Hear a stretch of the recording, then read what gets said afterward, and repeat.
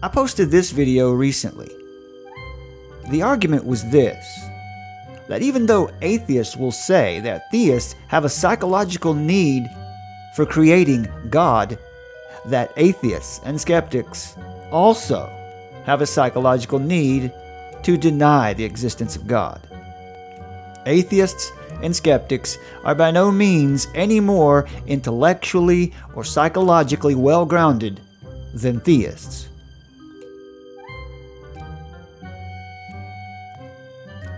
Now, beneath the video, there was a comment from someone who claims to be an atheist. And they say, "I find gods to be nothing more than notional ideas existing in the mind only."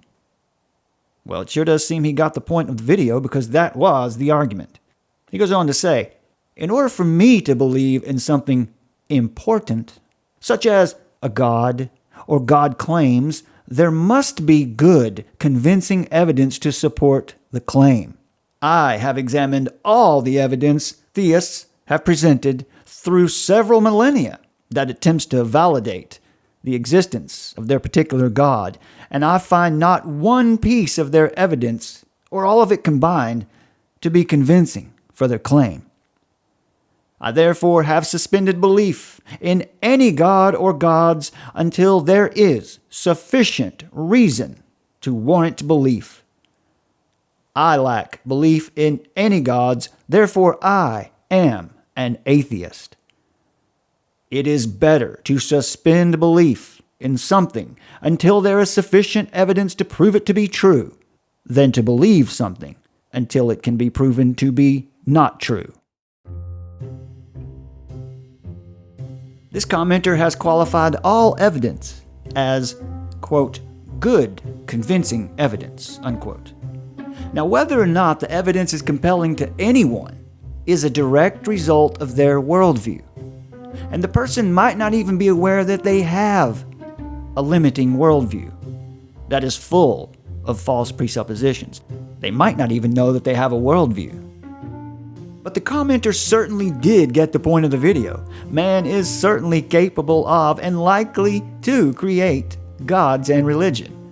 However, that fact is not an argument against the existence of the Creator God affirmed in basic theism.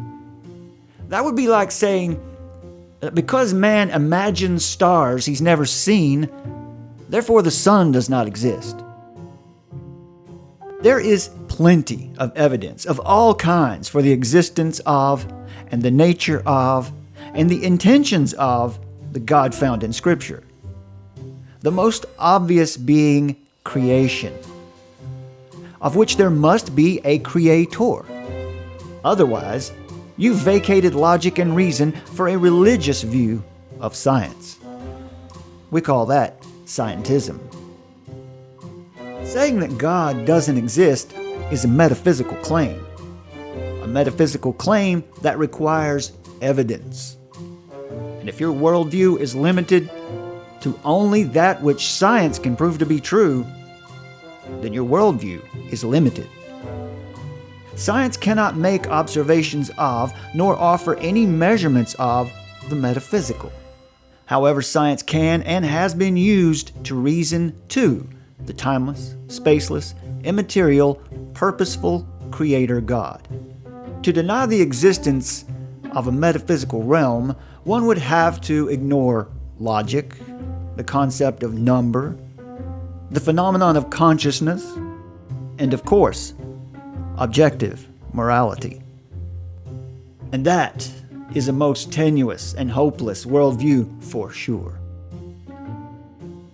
Now, to this commenter, I would like to say, if you're really interested in evidence for God, you have access to the same evidence as the rest of us. In fact, the commenter has said that he has perused all of the evidence theists have presented through several millennia, so he knows that there is evidence. If you consider this evidence objectively, you too will come to see that the evidence comports with reality through the law of non-contradiction, meaning that it is necessarily true. Now, if you noticed, this commenter, this atheist, said the evidence is not convincing. My friends, that is a direct acknowledgement that evidence does in fact exist.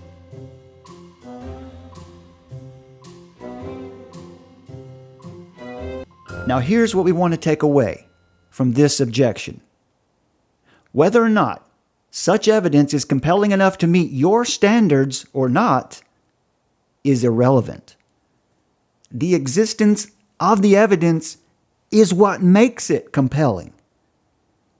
Now, it's at this point where the skeptic or the atheist would usually regurgitate that crusty old chestnut from Carl Sagan and say, extraordinary claims require extraordinary evidence.